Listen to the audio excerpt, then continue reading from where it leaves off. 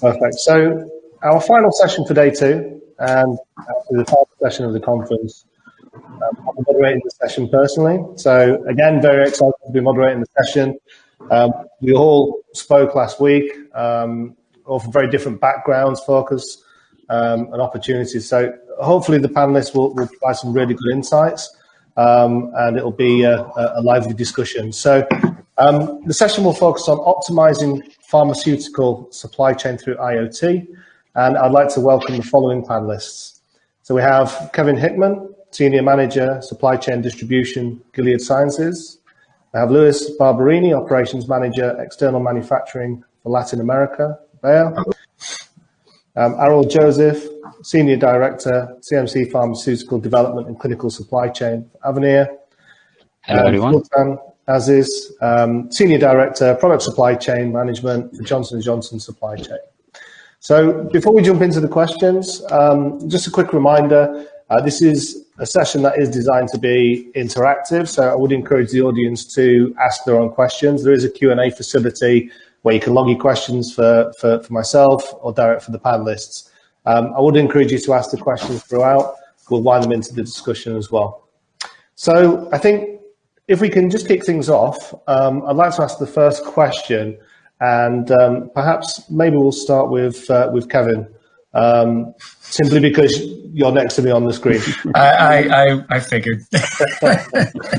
So, I mean, clearly, throughout the conference, we've been talking about the pandemic, and the pandemic has continued to have an unprecedented global impact. So, the question is really about how do you see it? How have you seen it impact the supply chain? And more specifically, how do you see IoT and other smart technologies helping to solve some of the challenges that we've been facing over recent times, and indeed in the future as well? Yeah. So in general, how it's impacted it pretty severely with just simple, reduction of lift if you're doing air shipments or something like that. And by the way, just for level setting, my main responsibilities are cold chain, logistics, warehousing, that sort of thing. So the IoT plays into those factors. But anyway, trying to get shipments out, either to clinical sites or production sites or raw materials in or supplies in, has been a massive challenge just because the reduction in, like I said, the lift capacity and disruptions in supply chain, and then on top of it, at manufacturing sites, reduction in sometimes personnel. So we were utilizing IoT in certain aspects of our operations already in terms of live tracing of shipments, temperature monitoring, that sort of thing. So it's come in handy to give us a heads up if we run into challenges or issues or delays. One thing we haven't seen so much, but I would love to see in the future is on the inbound side for me, for raw materials or something along those lines, because we've had production runs delayed because we haven't had that information from the vendor, or the shipment's gotten delayed and nobody's really following up on it from their side. So if we can get real-time data, or check up on things by logging into a site or something like that, that would be massively helpful for us in dealing or avoiding some of these problems that we've run into this year. But yeah, in general, it's been a challenge, and on my colleagues on the commercial side, even more so.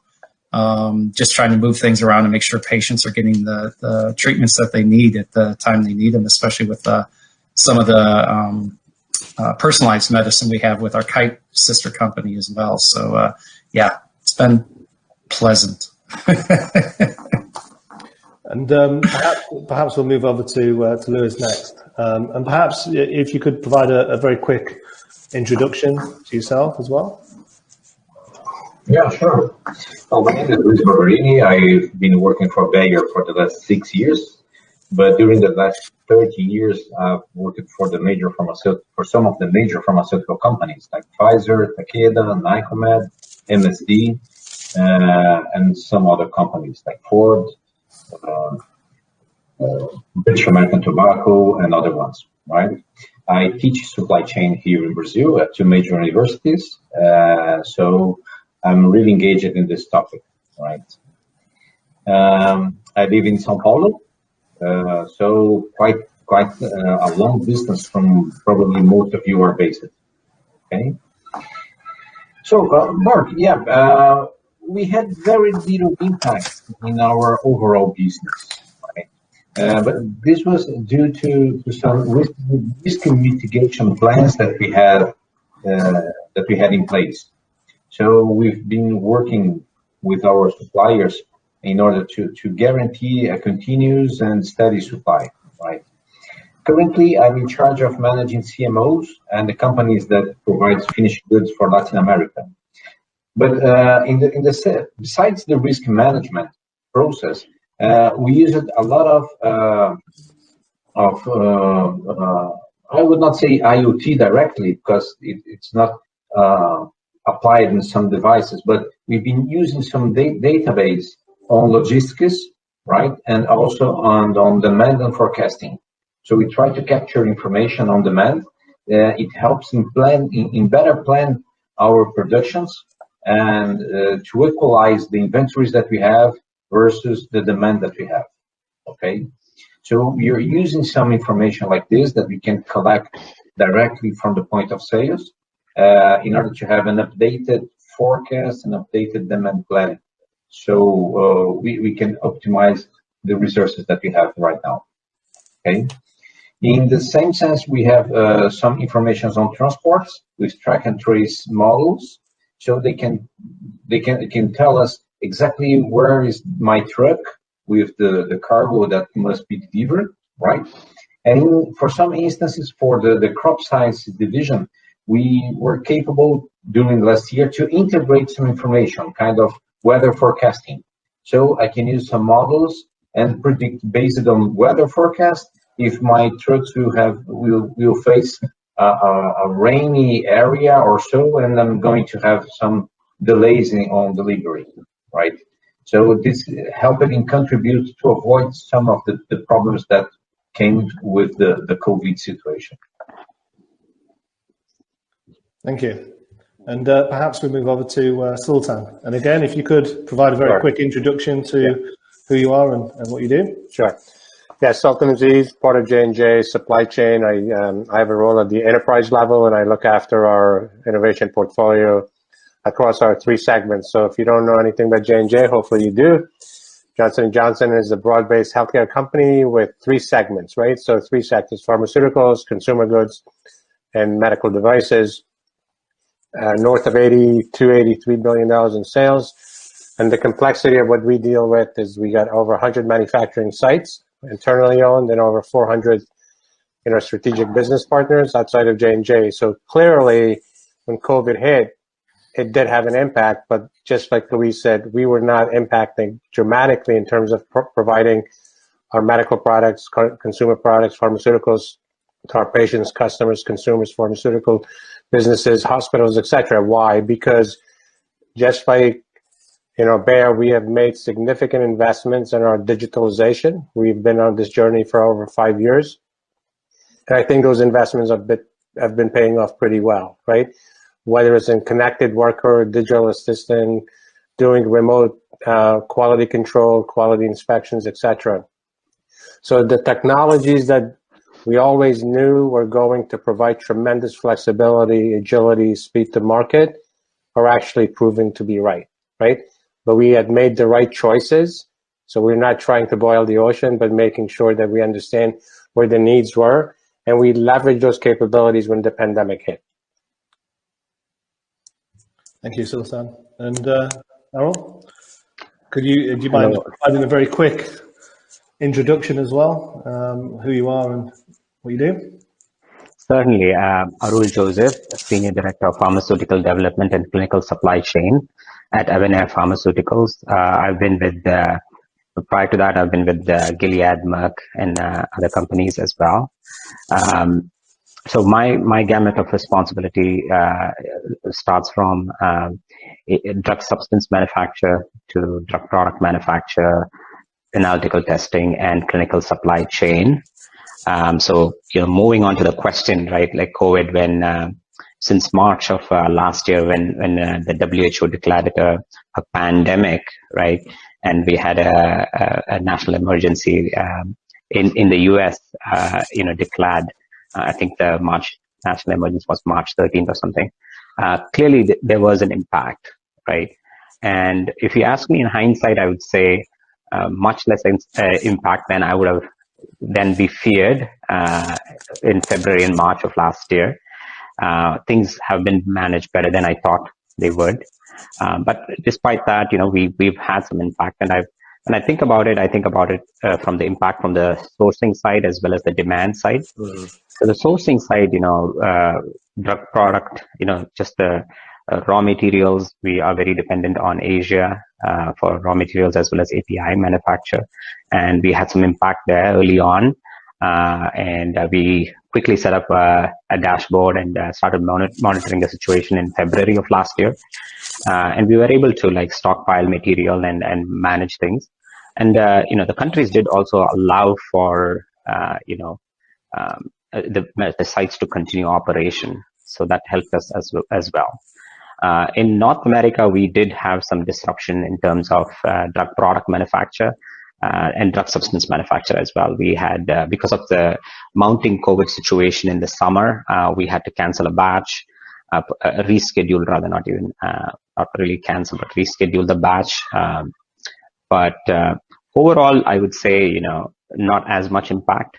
In the demand side, we did have to come up with some new strategies as well, because ultimately, trying to get the investigational product to the patients is what's critical for us.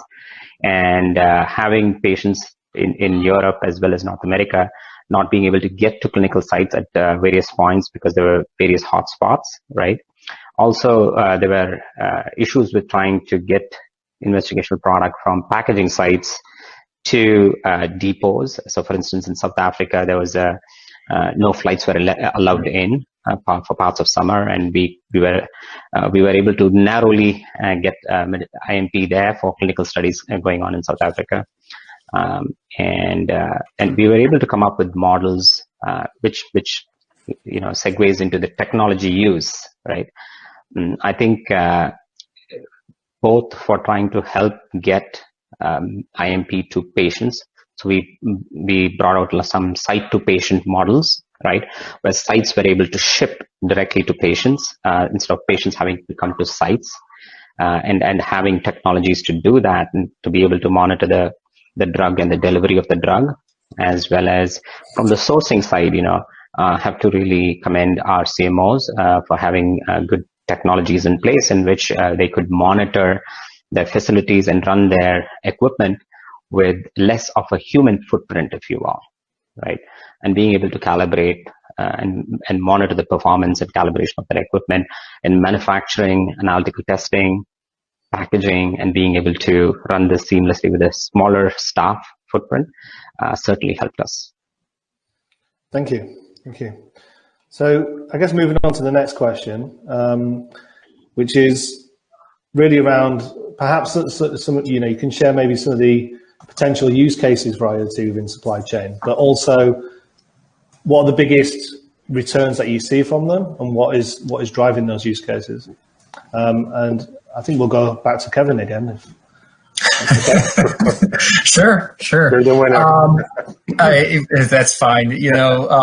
I guess one thing I didn't clarify is, as far as Gilead goes, the site that I'm at is a biologic site. So the value of the goods that we're dealing with are also pretty expensive. And if you add in our sister company again, Kite, it's hugely expensive on some of the drugs that they have. So the benefits have been just that they've been, we and they have been able to salvage risky shipments. Like was mentioned a couple times, the getting into other countries has been a challenge throughout the year. Getting materials or supplies out of countries has been a challenge. So having that real-time data, real-time monitoring and alerting has allowed us to, we already had processes and systems in place to address these issues. They just didn't get called upon unless there was like a bad weather situation or a flight problem or something like that. But it was more of a more beneficial in that regard, just to salvage some products or finished goods or whatever the situation may be. And we just ended up using it more. And in fact, we did something similar. I forget who mentioned it, but we had a dashboard as well to monitor everything and where they were and just keep an eye on things, even though we were set up to get the real-time data as necessary. But yeah, it's just been that kind of, again, the weakness on our side of the business was from the raw material side and get the procurement side. That's where I think we need to do a better job in the future to be prepared for something like this. I've made comments in other sessions like this that pandemic always kind of comes up on risk assessments, but everybody dismissed it because the likelihood was so low. Well, I'll be curious how long we can ride this as a leverage to do process improvements moving forward. Thank you very much. And I'll ask the same question to Sultan. Yeah, I would say, we've been, as I mentioned, we've been on this journey of leveraging technologies to focus on customization, agility, speed to market. So the utilization of remote assistant, connected worker, let's just say smart glasses, right, became instrumental as we were doing digital validation. So we couldn't get people out of site. People couldn't travel. Of course, it became a problem. But fortunately, having made those investments a couple of years ago became an enabler of making sure that we're not disrupting our supply chain as much as we thought it was going to get disrupted. Similarly, applications such as advanced process control, thinking about real-time release, inventory management, quality testing, etc., is becoming a critical enabler as we move forward. We always knew that it had a critical part as part of our investments to digitalize our manufacturing in a very structured fashion, but it became critically, I think what I would say to Kevin's point, the adoption got accelerated. We recognized that, unless we were hesitant at a particular manufacturing site across our 115 manufacturing footprints, if they were not investing, they had to make the investment and bring those technologies in-house, right? And having a sort of a hub and spoke model where we leverage our enterprise capabilities for data analytics, data infrastructure, what we call digital stack, just got accelerated, right?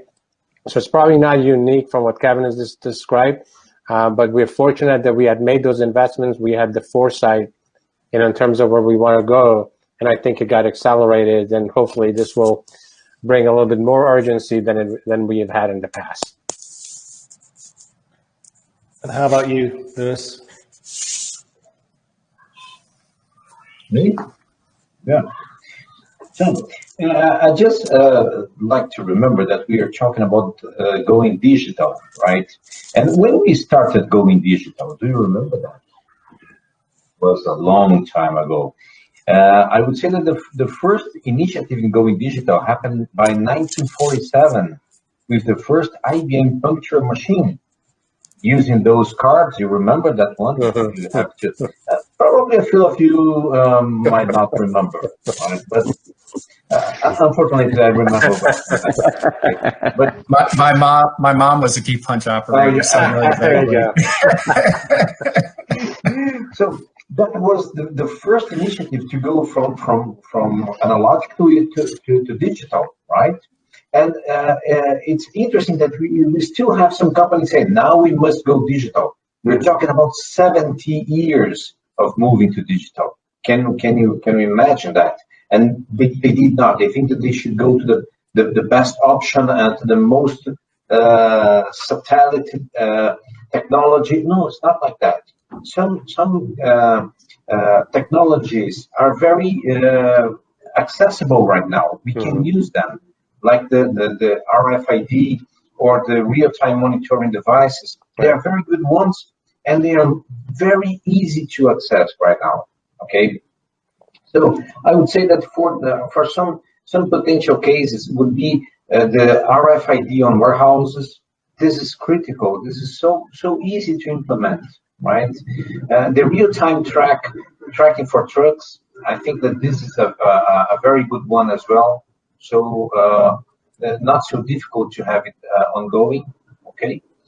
I guess we lost Mark. That's it. I guess so. Yeah, he dropped out.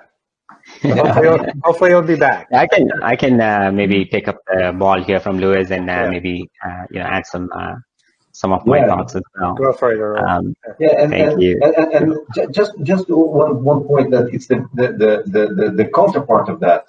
I don't know how many of you face problems during your calls, right? So I say that we can still receive information from the Voyager spaceship that went after the sun, right? But we can talk on a conference like this. Things like this that happened with Mark. Suddenly he's disconnected. So technology is something very awkward sometimes. Yes, right? Indeed. Go ahead, Arul. Yeah, I think if you think about technology use, right? The very fact that most companies are performing virtually most of 2020 is something pretty impressive. If you had asked 5 years back or 10 years back, it would have been a pretty hard thing to imagine for an entire year, to be virtual, right? But things are progressing, drug products are reaching patients, clinical trials are progressing, albeit slowly, right? I mean, we have enrollment challenges and other challenges, but still, things are progressing. Our manufacturing sites are producing material, we are packaging material, we are testing material, we're releasing material.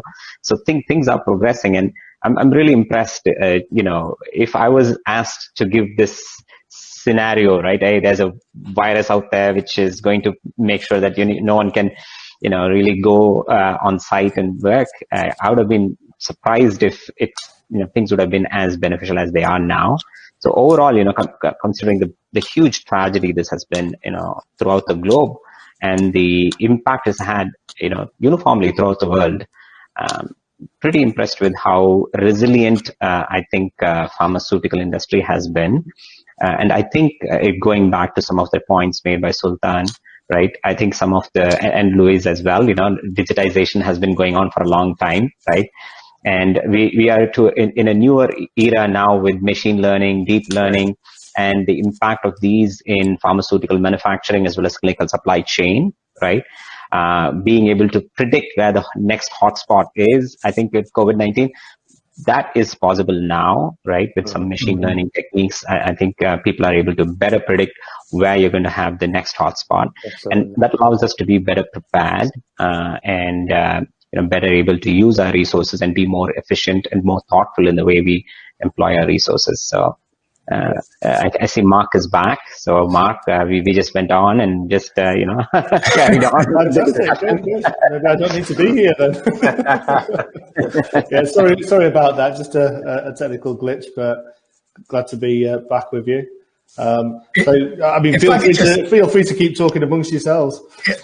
Yeah, I was just going to say, if I could tag on, I think to what you were just saying about the machine learning and such. I mentioned earlier risk management, and it's always been a human opinion, a human process, and it really boiled down to what was on their radar at the time. And I again, talking about previous conversations, back when the bird flu was happening and other outbreaks like that where they were more regional. That year, the company I was with did our biannual risk assessment, and pandemic number one. I kind of disagreed with it just because I didn't think it was that big of a risk. 2 years later, it didn't even make the top 10 because it had fallen off of everybody's radar. So using the artificial intelligence and the predictive capabilities, I think that could help us. One, like you said, identify pandemics, but even, as been mentioned before, weather delays or other disaster kind of delays that might occur as well to help us in that planning our supply chain, our shipments, whatever the situation may be. So I think there's going to be some advancement in that as well. I would prefer seeing that, that's for sure. Yeah, especially with, something that's up your alley, the cold chain shipments, right, which are so critical, right? Managing the cold chain and also the last mile delivery, right, of which is such a challenge in ordinary times and in COVID times. Having these kind of predictive analytics does help. Right? Yeah, I have a quick story to that. Even that back at my last company, I was doing commercial distribution, and there was a polar vortex hitting the upper Midwest of the U.S.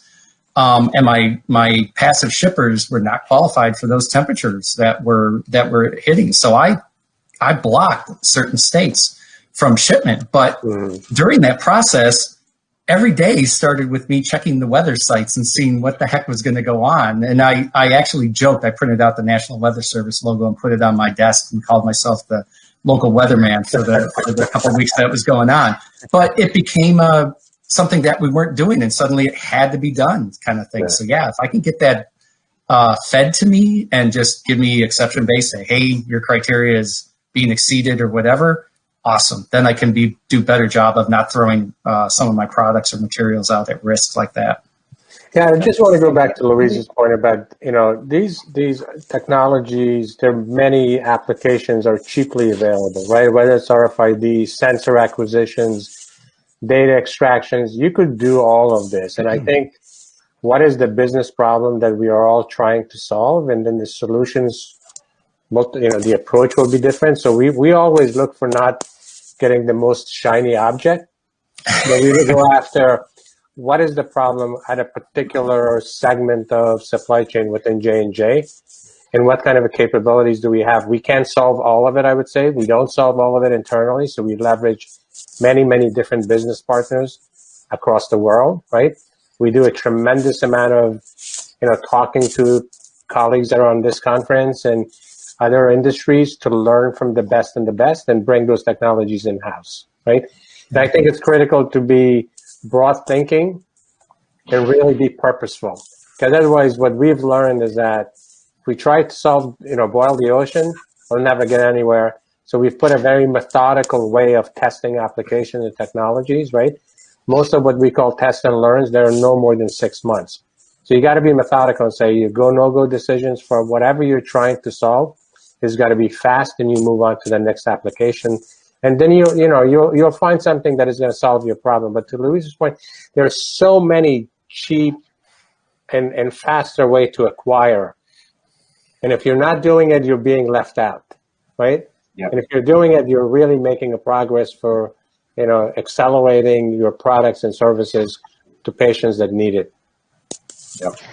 It's a good point that you make, Sultan. I remember I was in a similar conference in 2020, early part of 2020, when there was the COVID was just rising. And my advice to smaller companies and where you're really resource limited was also to just set up an Excel spreadsheet and have your supply chain team do a dashboard, just manage and monitor what's going to happen. Even that helps you be planned. You don't need to have the latest dashboard set up and machine learning to help you. At least it's similar to what Kevin said, right? Being able to predict where you're shipping, what's happening, and being able to look at what COVID impacts are happening can help you. So simple solutions can help. And based on what Sultan has said, I think that we have 2 points that we must think about. One is related to people. Meaning, I always remind from that old movie from Charlie Chaplin, The Modern Times. You probably remember the factory was running and he was trying to operate and to do his job, but the technology at the time was faster than himself, right? So we're suffering from the same aspect right now. Technology is moving forward, but people, they're not moving all that fast, right? They must be trained, they must be prepared to deal with such technology. Yep. And sometimes it would be even better to use simple devices rather than too complex ones, because I have to train, I have to prepare people, and I don't have time for that. This is critical, right? So this is one point. The other one is the amount of data that we can generate. Yeah. We can have so many data from just one temperature, one temperature recorder during one shipment. That wow, what should I do with all those data? How can I analyze that data? And how can I turn that information into some kind of predictive information for the next ones? So I think that these 2 points are connected in terms of I have to train people in order that they can think in a best way to optimize the information that we have from all this technology that we have on hand. Right? Absolutely. Yeah, not an easy job. I mean, you make a good point, and perhaps we can expand on that. And another point that you made earlier, digital isn't new, IoT isn't new, and when I've been speaking to people, different organisations are at different stages. So some are a lot further ahead than others. So perhaps maybe thinking about the barriers or the challenges. What do you think is slowing down the widespread adoption of IoT within organizations? And perhaps I see a few people nodding, so I don't know who to pick on, but we'll start with Kevin again. I'm picking on you, Kevin, but... That's fine. That's fine. That way I'm not repeating, I guess. I think one of the biggest things, honestly, like Luiz said, is people. There's still a decent mentality of this is the way it's always been done. For lack of a better term, if you come in with something slightly different, they get nervous, uncomfortable, whatever. And a great example we've been talking about before, how the pandemic has forced companies to adopt technology a lot faster. And at my site, we always had a lot of forms with wet signatures, and it was always a conversation of, oh, we should digitize this. We've got the TrackWise or document control systems all over the board. They're all qualified, so why can't we use it? But no one ever took that ball and ran with it, so to speak. Suddenly now we can do DocuSign for legal documents, and quality documents are all through our quality systems, and it works. And it was done rather fast and quick. And yeah, lo and behold, exactly. So very easy there.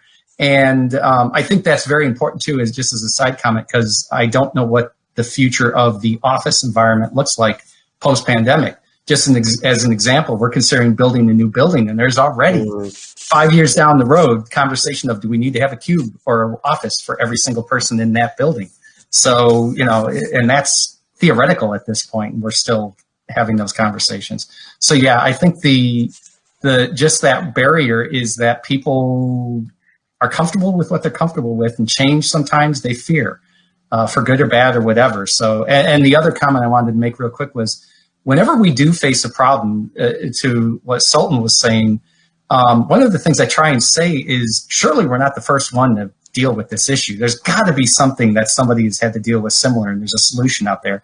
Why are we reinventing the wheel if we can just find something off the shelf and implement it quickly, or it's even in our back pocket somewhere? Again, Gilead's a bigger company, global site. Maybe one of the sites overseas is dealt with this, and we just need to ask somebody and say, hey, it's already approved. Good. I'm just putting it in my SOP. Good. I would say, Mark, is that, the challenge with IoT is that data acquisition is awesome, right? To Luiz's point, then what do you do with the data? Have you collected the right data?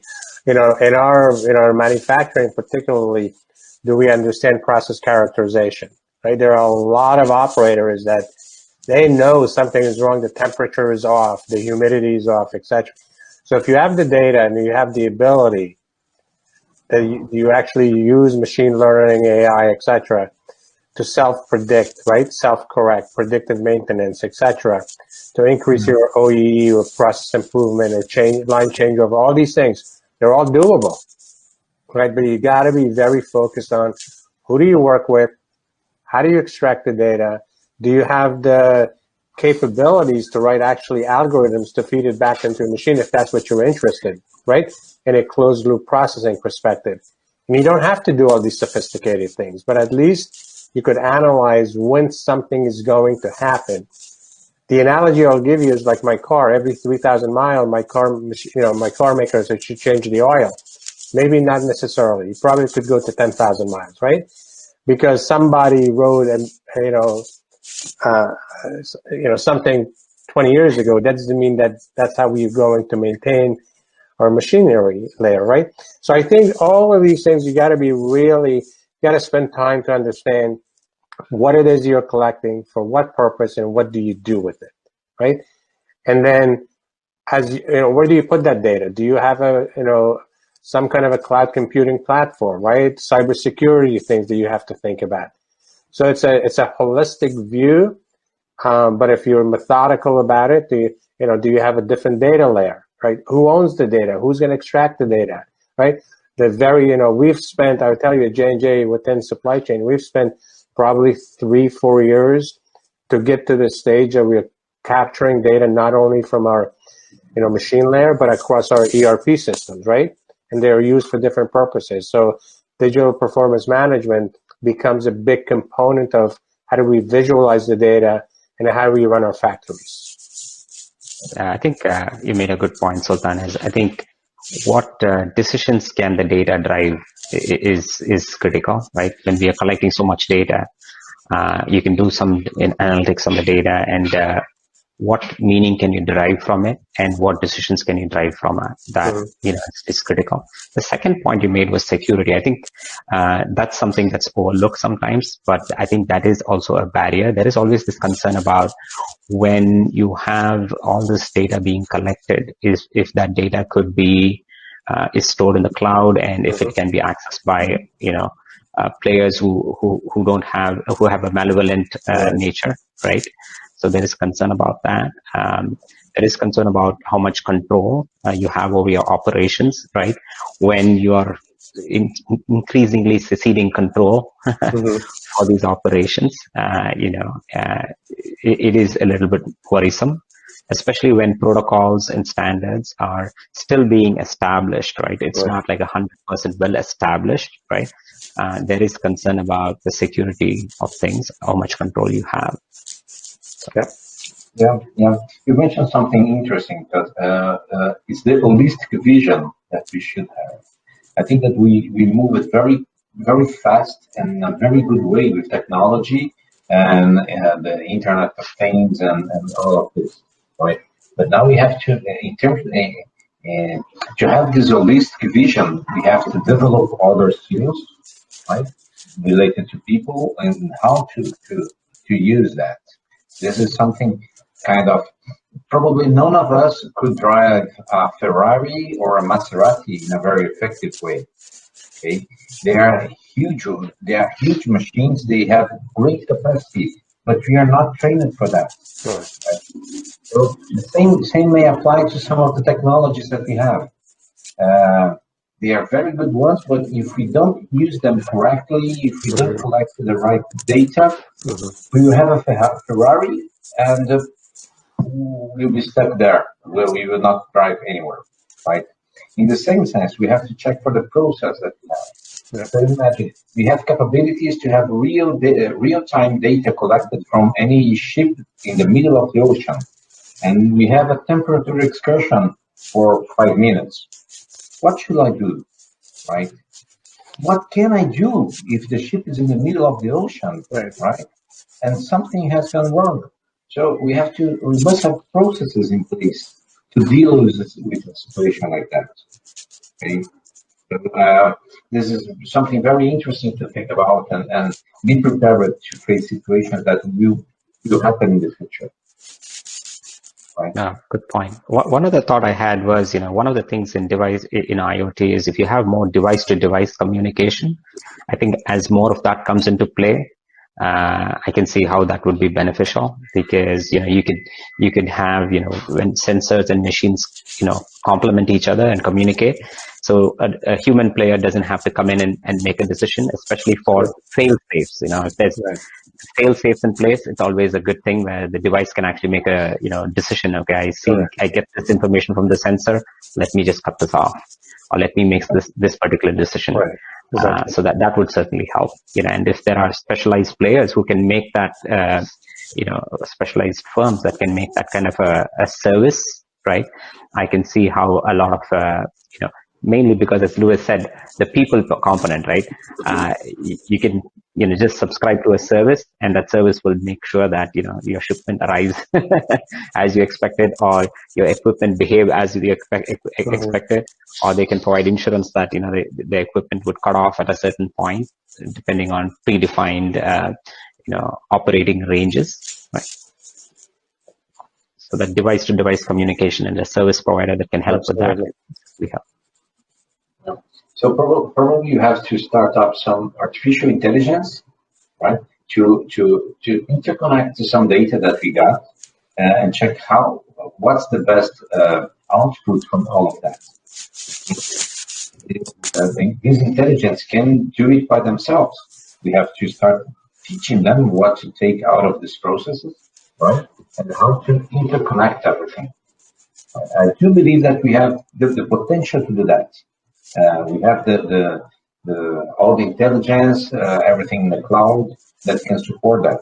But the first step is that show what's needed in a process like this. Okay. Yeah, certainly. I think there's a lot of interest in guided machine learning.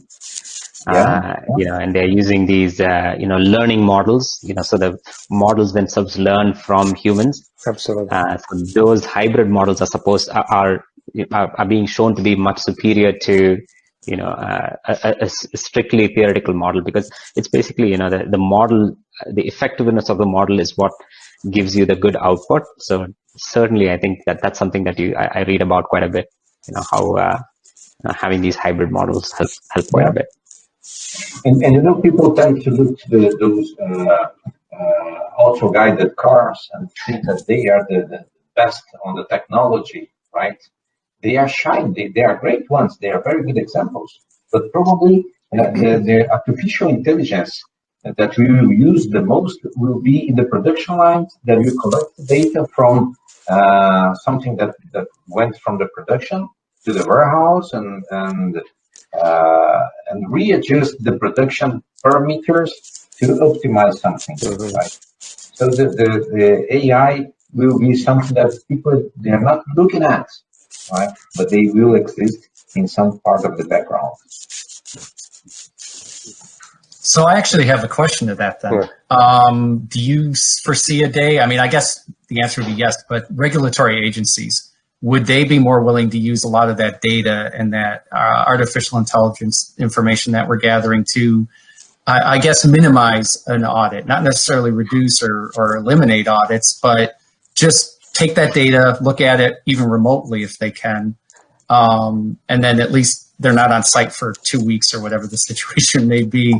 I'm just thinking ahead as far as maybe that could come in handy somewhere, because that's playing off of all the validation of systems and processes, using data to do that, and just leveraging that, so to speak, for other applications. There will be a long way here, Kevin. Let me just tell you my example of that. My first automated warehouse that I've implemented at Pfizer here in Brazil, I went to Anvisa and asked for their approval on that. And they said, they look at the drawings and the blueprints and said, hey, you have finished goods on one side and APIs on the other side. This is not allowed. Yeah, I know, but there will be no one in the warehouse. So how are you going to move the things if there's no one in there? Hey, so we have to struggle from the basics, to tell them what's the concept like that.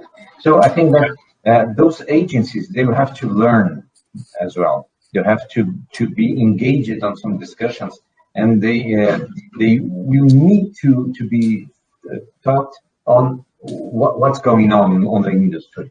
Right? Yeah. By the end of last year, we started with our very first fully automated, not automated, but long distance audits with conferences and things like that. So someone was walking on my CMO plant with a camera and showing everything that was going on. And then using headphones, the auditor would say, okay, let me see that machine. So it's completely remote audit. I would say that this would be the first step for something, right? Yeah, I can see that. Yeah, and I totally agree with you in the sense of at other conferences when we're talking about logistics, especially when I'm talking to startups, I've said the same kind of comment that from a supply chain standpoint, the regulatory bodies have always been kind of lagging. Most of the auditors are scientists or production people or something. And they don't know logistics and cold chain so much. So in some ways, I don't want to say I get out of jail free card, but I had to do a lot of explaining of very basic stuff. To me would be very basic. So yeah, I fully would expect something similar to that would be, again, that's not the way we've done it for 70 years or whatever the situation may be. And so there's going to be some hesitancy there. Yeah, that's it. But you can see, increasingly there's been an embrace of virtual or remote audits, right? I mean, even we have been auditing our CMOs virtually. So it allows us to keep them qualified, right? And, it seems to work. So yeah, same here. Same from thing. a sponsor point of view, right? It works. Yeah, it's going to take... Working from home, it's working. It's been fine, right? We had everything in our hands, but our leaders, if I may say so, they said, I don't think it's going to work, right? Suddenly, everyone at home, working from home, and at least based on Bayer's numbers, very good results. We had some increase on sales, right, for consumer health division, and everything has been delivered, no loss of sales. Inventories are running fine. Okay, so we just had to go through this breakthrough situation and start learning from a different perspective. Yeah. It's become an increasingly virtual world. Oh, yeah. We've got about 10, 15 minutes left. I think what I'd like to do is just circle back to, well, first of all, I would suggest if anyone in the audience has got any specific questions, I would encourage you to ask those. We still do have time for those. But I just want to circle back to a comment that Arul made, and you were talking about security and security concerns. I think if we can just talk a little bit around that. It's interesting, we did a survey to the industry, and one of the biggest concerns was actually security. So perhaps, and I'm not going to pick on you this time, Kevin, perhaps Sultan, I can start with you. But what do you think the industry can do to maximize security? Well, look, in cybersecurity, if it's that what you're talking about, is a major component of every colleague who's on this call and folks that are attending the session. So you have to protect, it's your intellectual property. So you have to make sure you're at the right measures in terms of how in our case, I'll give you an example. If we're extracting the data, where does the data go? Does it through an edge cloud computing? Does it go? We have Microsoft Azure as our cloud computing platform, and we've decided not to, honestly work with potential small business partners or large business partners if they're unable to, take our data, right, put it in an environment that could be used or misused for different purposes. So, and it takes a significant amount of very methodical way of having in our IT organization to give you those capabilities to make sure that you have the ability to be, innovative, right? So innovation and cybersecurity has got to go hand in hand. We can't compromise the safety of our data. We can't compromise the safety of the medical products and consumer good products that we make. So it's part and parcel of it. So it's something that I think, everyone is working on it, but you have to have some level of flexibility, especially I think Arul mentioned is if you're bringing some smaller companies to extract your data, they may not be on the same platform that you're using. So then what are the business processes that you want to put in place to leverage the technology capabilities without saying no all the time, right? So it's not an easy answer, but I think you have to put your governance process in place, your systems. You have to make sure that the business is working hand in hand. In our case, we're our IT business partners, right? They have that accountability. We have a group called Systems and Solutions, Supply Chain Systems and Solutions, that owns our cybersecurity hand in hand from a equipment perspective and data layer perspective. So, I don't think there is an easy answer, but it's a critical thing that you need to have in place. Mm-hmm. Does anybody else want to expand on that? Just that I agree. It's not easy to do, but it's needed. Well, it's critical, right? I mean, it's actually mandatory. I mean, you have to protect. I mean, that's the lifeblood of what you do, right? Yep. And the trick is trying to be secure, but at the same time, make it easy to share what you need to share across whoever you're sharing it with. Right. And that's not easy. So, for instance, for IoT, right, when we have smart cities, they use the LoRaWAN technology, right? And, that